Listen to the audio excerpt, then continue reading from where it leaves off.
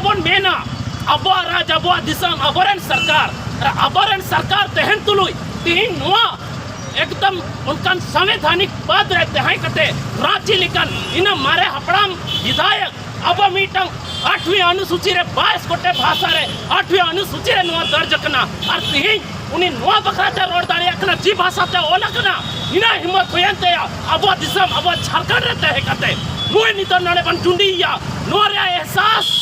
DPC साउते पूरा सदान रे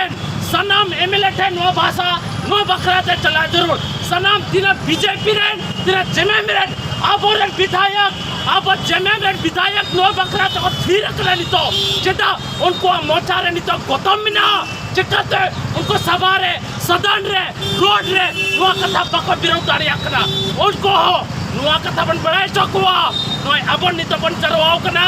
Ranchi college समान रे नोरे एहसास मुझे जरूर 8वीं अनुसूची रे झारखंड रे नुआ पूरा भारत रे नुआ भाषा दर्ज करना जुदी माननीय सीपीसी विधायक महोदय यदि आपको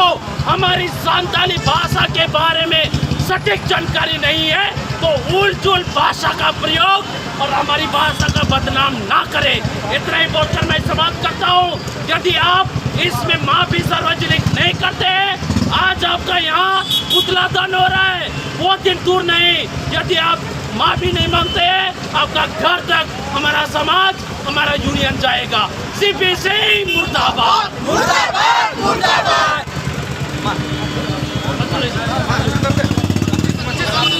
25 नंबर